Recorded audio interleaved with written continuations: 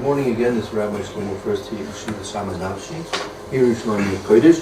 We're learning our second shir now, Mishna Berura. We're learning in Hilchos Yom Kippur, Tov Reish Ches. This has to do with the mitzvah of giving criticism, tochacha, rebuke, chastisement if necessary. When is this applicable? And we'll see what the HaKodesh has written here. And why is it so important? Because simply for the fact that if someone else is doing something wrong, if you have the ability to help him correct his wrongdoings, right? So theoretically you're obligated to help him out of his wayward ways. Right? And if you have the ability, right, and you don't do that, then you can actually be implicated in the other person's sins. So we have here Tov Reish Ches. Let's just read again the Mechaber. Look at the Sif base. Sif base. Ashim? Yes. She'ochlos ve'shotos al shecha ve'hem einan yod'os she'mitzvah l'hosit me'kol al HaKodesh. Women that eat and drink until at the end? Cheshek is actually dark. It's actually sunset. Sunset, until sunset. This is Erev Yom Kippur, right? We have to begin the fast. Mm-hmm. And that the halacha is, therefore, that you have to bring the fast actually minutes before actual sunset. In theory, it should be easily, say, 13 minutes before or so the sunset. And if you absolutely minimally, maybe 2 minutes, but really more ideally 13 minutes before sunset.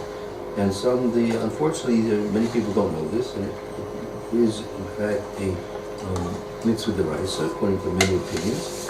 However, it's not. You can't point to the Torah itself and say this is what you have to do. So therefore, that makes a difference between whether the mitzvah that people are lax in fulfilling is a mitzvah which is directly explicit in the Torah, or it's not. And that would be the difference between the different levels and efforts you have to spend on giving criticism and tochacha, protest against people who are doing something wrong. Right. Behein eino yod'os, and they don't know shemitzvah l'hosif, that it's a mitzvah to add me'kol al HaKodesh, from the ordinary to the holy. In other words, to take some of the day, which is not Kodesh, and add it to the one that's Kodesh. Ein machin biyadan kedei shelo yavo'u la'asos bizadon. It's not Mimachin. I don't know what Mimachin. That means to protest. Don't protest. Oh, don't protest against them? Yeah, don't protest directly against them. In order that they should not come to do bizadon, to do intentionally? Yeah, they shouldn't do it intentionally. So don't tell them about it, because they're not going to listen to you, and then they're going to do it anyway, and now they're guilty of a more serious of error. Right. So it could also be maybe rebelliously. We say zaydim, the zaydim, right? What do we say in the after Siddur? We say that in the Shmona Esrei, and if you take the art school there, they'll probably, I'm not sure if they would translate as rebellious. During your weekdays, Shemona Esrei. Okay. Zaydim, right? Al Zaydim.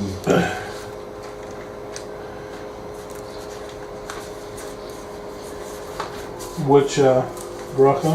That should be 2 or 3 before Yerushalyim. We're right here in the middle.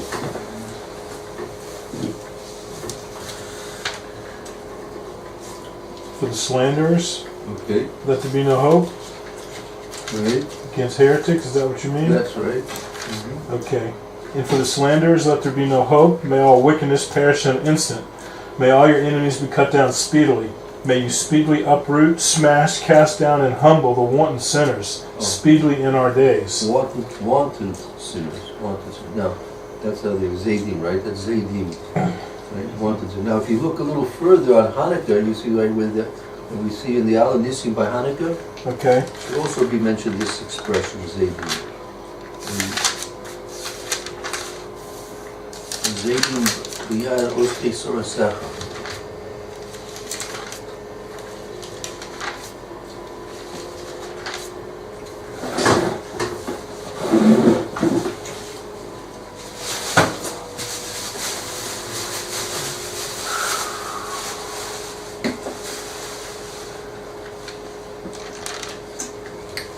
Right after Molding. You took up their grievance, judged their claim, and avenged their wrong. You deliver the strong into the hands of the weak, many into the few, impure into the pure, wicked into the righteous, and wanton into the hands of the diligent students of your Torah. Zadim b'yad oste sorasecha. That's also this. Consistent. So those are wanton sinners. Okay. It means willful, right? They're doing they know what they're doing is wrong. Right. So if they don't know what they're doing wrong, so we call shogigi. They're unknowing in their transgression. But if you tell them what they're doing is wrong, and they'll continue doing it, so now you've made them into wanton sinners. People know what they're doing, and they're doing it wrong, and they continue to do it, which is a whole different offense. Okay. Let's continue. V'hu hadin, b'chol davar, isur, amrinan mutav, she'iu, shogagin, below iu mizidin. And it is the law in all matters of sin that we say it's better that it should be accidental than that it should be intentional. V'dafka she'eno meforash v'Torah, and specifically when it's not explicit in the Torah, af al pi, even though shehu d'oraisa, even though that it is in the category of being a Torah principle. Aval, but in meforash v'Torah, if it is explained in the Torah, Explicitly. if it's explicit, Meaning the mitzvah or the transgression, right? which you're lax in doing or they're transgressing, if that's explicit in the Torah. Mochin biadan. Mochin. Must rebuke? Yeah, rebuke them. You're obligated to rebuke. Yes. So our case is a case that even though it's derisa that you have to add on, it's not explicit. Correct. B'shem ha-itor. And 1 second, up on top, first line. Im yodea. Oh, we skipped this part, okay. V'im yodea, and if it is known, she'ein devarav nishma'in, that there are not matters, they are not matters that are heard. Like this, Ve'im yodea, she'ein divorav nishman, if it's known that your words will not be listened to, if it's known your words will not be heeded will be heard. Nishman. Lo yomar b'rabim v'chohichen, v'chohichen, rak pam achas. Don't say many times the rebuke, only once. No, actually, lo yomer barabim. Don't say in public. Barabim. Don't say in public. Only say it once, but still in public. Right. In public, if it's in public, meaning sometimes you happen to be there and this person's doing a sin, a transgression, which is explicit in the Torah, and it's in public, right? So even if you know he's not going to listen to you, you still have to protest one time, right? Because picture yourself, the onlookers, what do they see? They see this person doing a sin. They see you, a religious Jew, and you're idly standing by without protest. So there's a general rule, what in Hebrew is called shtika kohadah. Shtika, meaning silence, kehodah, is admittance. Silence, if someone says or does something and you're silent, that's by default, you're agreeing to it. Because if you wouldn't agree to it, you would. Like if someone asks you want pancakes for tomorrow for breakfast, so no one mentioned it. So no one said yes, no one said no. But since no one said no, I assume that they're happy with that. So that's called shtika kohadah. Silence is like an admission or an agreement. That's even better. Silence is agreement. So standing by without... They say silence is consent. Oh, there you go. Silence is consent. That's a phrase. There you go. Silence is consent. Exactly. Silence. So therefore, if you're silent and people are, it's barabi, and someone's doing something wrong, which is clearly spelled out in the Torah, it's explicit in the Torah, it's forbidden to do, and you stand there silently, so that your silence is consent to what he's doing. Aval lo yirbeh b'sochichos me achar sheyodea, translate, but not many rebukes from another that knows shelo yishma'u elav, that he will not listen to it. Okay, I will invite this. Aval lo yarbe b'sochichos ma'achish yodeh shelo yishma elav. However, again, we're talking about the same scenario that you're in public and you gave your one protest against this person, and therefore, Avo, however, don't yarbe b'tochokos, don't give a lot of chastisement.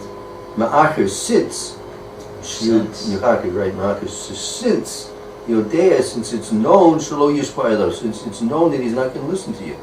Since you know he's not going to listen to you, you don't have to protest except that one time, and you don't have to embellish your protests.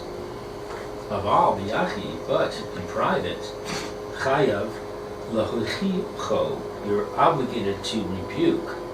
Ad she yakenu o yekalenu, until he hits you or curses you. Right. Okay, so now here, let's take a look at the Bir Halacha. That will be on the left hand of the page, of the left page. The second one, Hayim Lo Chichai.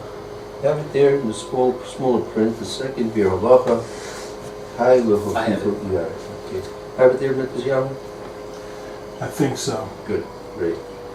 Chayav lehochicho, you're obligated to rebuke.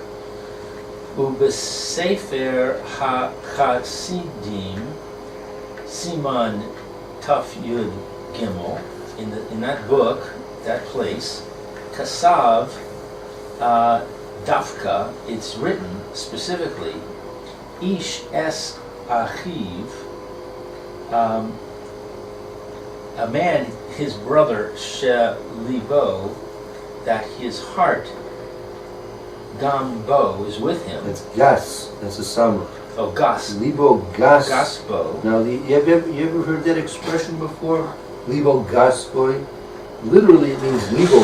His heart, gas is big towards him. Right. So what does that mean? He has a big heart towards him. He's fond of him. He's fond of him. He's very close to him. He's very friendly with him. Right. That's what we call libo gaspa. There's a big heart for that person. His brother that he's very fond of. Okay. Aval, but im haya ish acher she.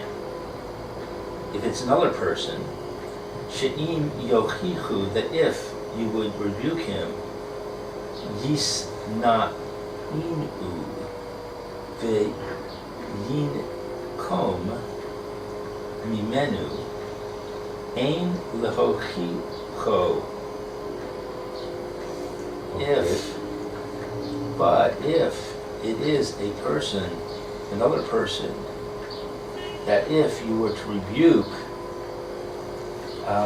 yis na inu, I don't know what that is. That's from the source of that word is sina, from hate. Oh, he would hate you. Hate you. The yin kom, and he would come. Nimko is like from nikama. Nikama is like to take vengeance. Oh, and he would take vengeance Or on you. it could be in this context, maybe like he'll resent you, right? He'll hate you and resent you. Okay. Or maybe it could be the extreme. It could be extreme. He'll take vengeance. And he will take vengeance. You should not rebuke. Then you should not read. So hold on for a moment. We'll discuss this for a moment. So if it's somebody that you have a big heart towards, you should rebuke him. Right. But if it's another person that you don't have a big heart towards, and you're afraid that he'll hate you and take revenge, then you don't rebuke him. Right. This is the key. This is why we're learning this. This is the whole key to understanding when you have an obligation or not. Right. Right. That if you want to be effective, right, in trying to help a person change his ways for the better, right, that person has to intuitively, intellectually, but he has to he has to absolutely know that you are interested in his best welfare. Right. Right? Not that you're doing it for any other reason. Right. If he implicitly believes that you are somebody who's interested in him as a person, as a friend, as a close associate, family member, right? So when you will rebuke him, right, the rebuke is going to be received in a positive light, right? Because he'll realize that you really care about him. And if you're saying these, which could be harsh words, again, but you shouldn't, when you're giving rebuke, not going into that, you shouldn't really use harsh words, right? You have to put the message across in the most delicate, effective way. Again, we want it to be effective, right? The mitzvah of Tochaka is not just simply to say Shabbos. That is something what we call in certain circumstances as we mentioned before, there's chinuch, there's tochacha, and then there's a protest. There's a kind of protest. Sometimes you have to simply protest because it's wrong, and the object of what you're doing is to protest against the wrongdoing, right? Whether your main goal is not that the people should, I mean, you want them to change, but your main goal is you should protest against the wrongdoing, right? When you're giving rebuke, chastisement, tochacha, right, your goal is to get the person to change, right? So it has to be done in the most effective way possible. So the first requirement is that the person perceives you as a person that's loving him, friendly towards him, trying to help him, right? And if that's met, then you have to start choosing your words and what you say and how you say it in a way that'll be most effective to reach this person to help him change. Now, does this apply retroactively to everything we just read? Yeah, in general, this is the general thing. I mean, this is the general rule. So what about the situation where the person is eating chametz on Pesach, Right. and you don't have a big heart towards him, Right. but it says you're obligated to protest. Mhm. So does that mean you are obligated in that case to protest, or not? No, because it's just going to cause him to get embarrassed and get angry and to hate you. Right. So perhaps not. Perhaps not.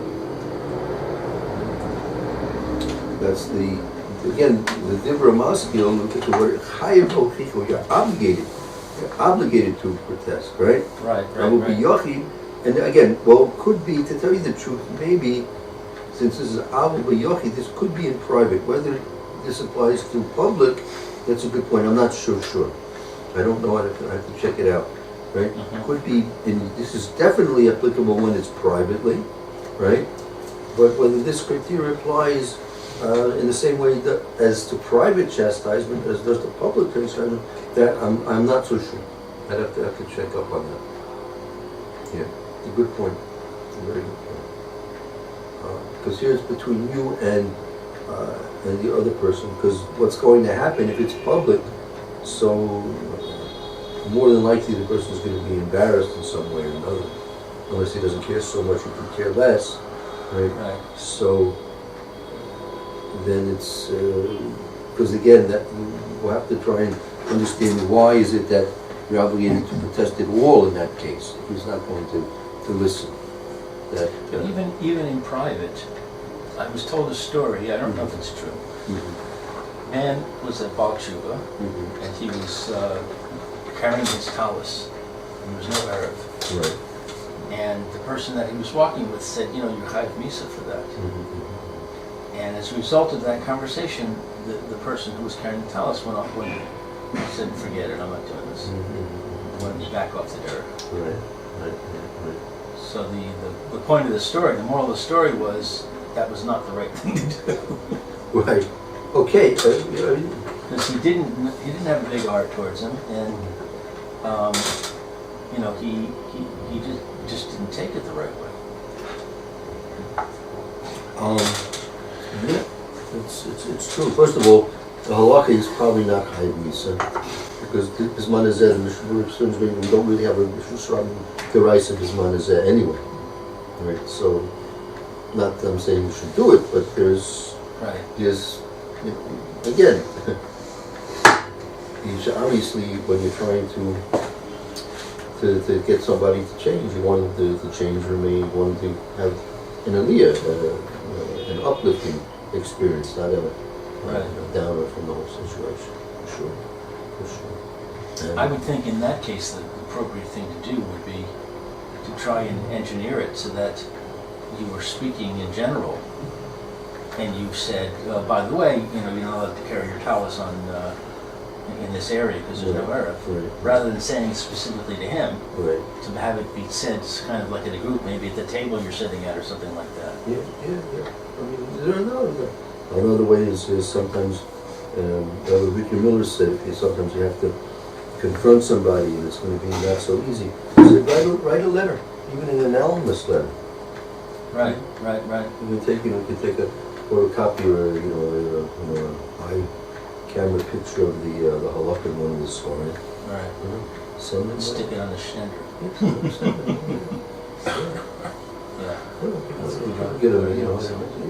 Sometimes it doesn't pay to have a confrontation between personalities because then people are involved with their own ins and outs. Right. I mean, the energy gets siphoned onto other things.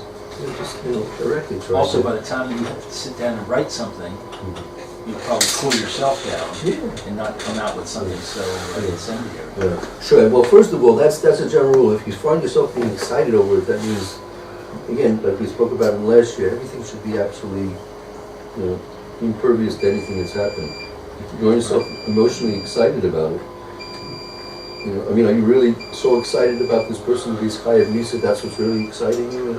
What's bothering you so much that you're so excited? Or is your generally flowing all of a sudden? Fight or flee? What's that with the fight or flee response? Why? What's going on? Because if you find yourself in that situation, say by chinuch with children also, if you find yourself angry, then you can't deal with the child right now. Because all the child is going to perceive as an angry parent, and that's simply just going to distance himself from the love you want to have between the parent and child. So, take a look here in terms of the Mishna, in public tests in the Mechaber. We'll go back to this in a minute. Tests in the Mechaber. This is Rak Pama, so you have to protest against him one time in public. Why? Ulai yishma'u o. Perhaps he will hear.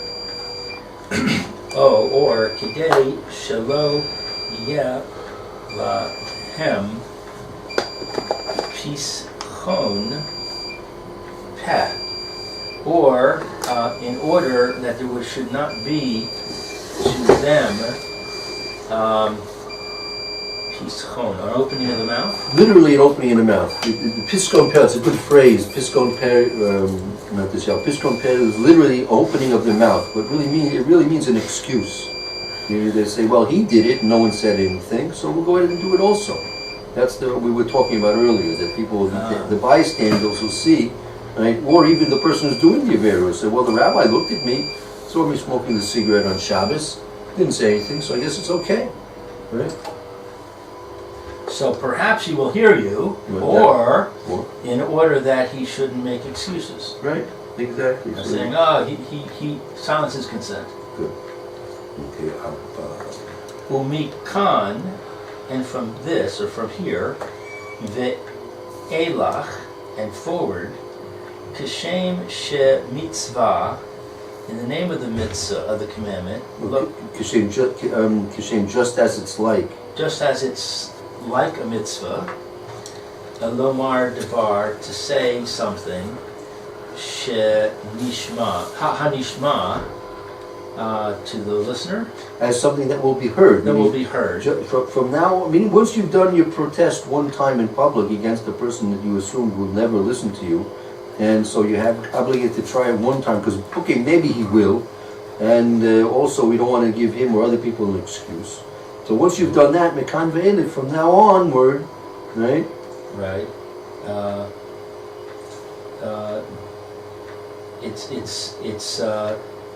It's a mitzvah to say something. Just as it's a mitzvah to say something which will be heard. Kach, so too, mitzvah shelo lomar davar she'eno nishma, to not say something that's not going to be listened to. Right? If you know something's not going to be listened to, so it's a mitzvah not to say it. Right. Okay. So this seems to imply that the answer to my question is that yes, you do have to, even if you don't have a big heart. Right. In public, right? Because other considerations. You're concerned that, first of all, he might listen to you. It's possible. Correct. And second of all, you don't want to leave somebody with an excuse. Correct. What's going on here? I can't even believe any of this. Okay, I can't even believe any of this. It is not up to me to decide what's going to cause another person distress. It's not up to me to decide whether or not this person's going to take what I say or not take what I say. And we need to err on the side of caution. First of all, how do we know, any of us even know what the halachas correct are anyway? This is the biggest game of telephone in the history of the world. It's working. Okay, fine, it's working, but guess what? We're not in great positions here. There's plenty of arguments to be made that what we're doing isn't working. Well, first of all, you're right. So how is it possible for me to rebuke somebody? I don't know how he's going to take it. I don't know why he's carrying his talis. Isn't it my job to figure out why it's okay for him to carry his talis today? Well, you're thinking about Dan L'Chafskus. Where's that come in? Okay, very good. Okay, so no, I don't know what's going to cause him stress. So number one, it's Lashon Hara.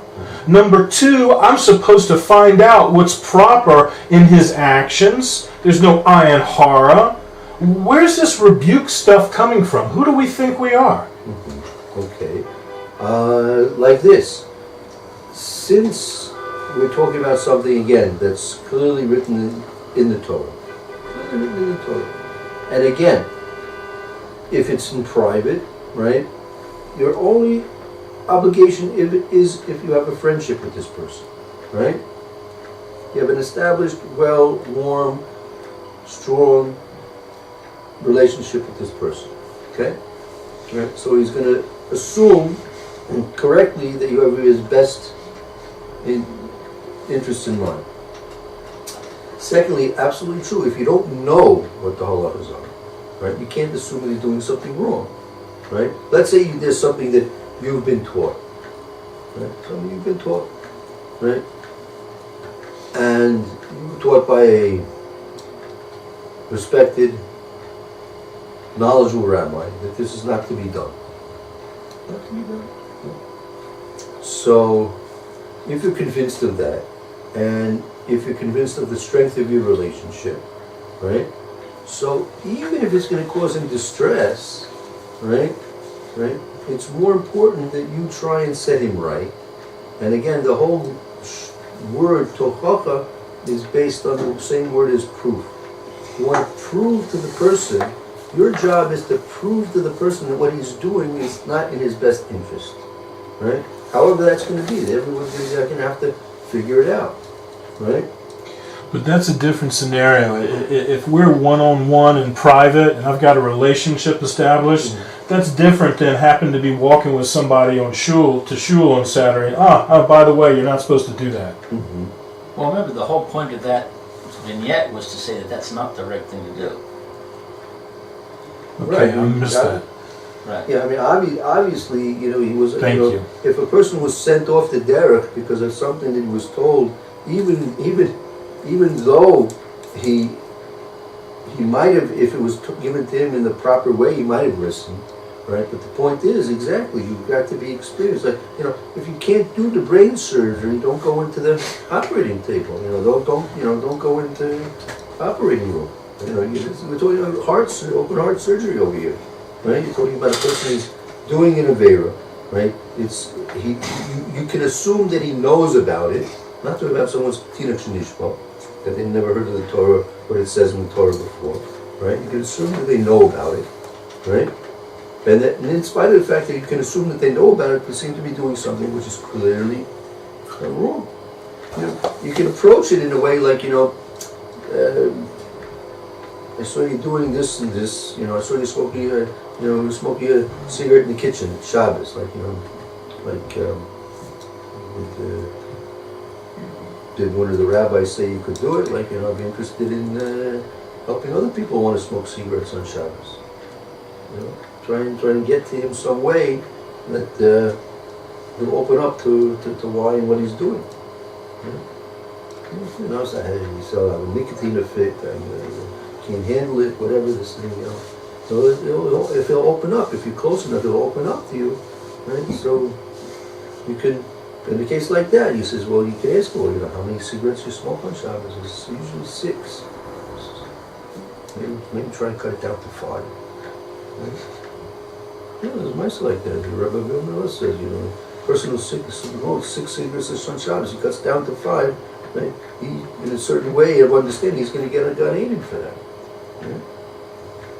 Not giving the green light to do 5, but that's his battleground. That's his war. His war between 5 and 6 cigarettes. Yes, that's my point. We don't know the war that's going on in between people's ears. Oh, so therefore, that's why it has to be something which is explicit in the Torah, right? Something like like the general says, this is off limits, off limits. General says it's off limits, If you had 5 stars on your shoulders, okay, but you don't got 5 stars on your shoulders. He's got 5 stars on his shoulders. What are you going to do? That's what general says. So you could say, problems with the general, this and that. Well, what's your problem with the general? Trying, the guy's doing something. Sometimes people do things they want attention. No one cares about him. He's trying to do this, no one seems to pay attention to him. So they'll go do negative behavior to get the attention. But the key is you have to have that legal gospel. You have to have that love for the person and that reciprocal love that he loves you, when he realizes that you're doing immediately for his benefit. And then you have to what's your approach? What's your technique? And that depends. Danach Havskus is something else. Danach Havskus is true, it's a mitzvah. It depends who, when, and under what circumstances, right? And that's also something which has to be taken into consideration. What's that called? Dan lachaskus. Giving rebuke? No, that tochacha is giving rebuke. Tochacha is giving rebuke.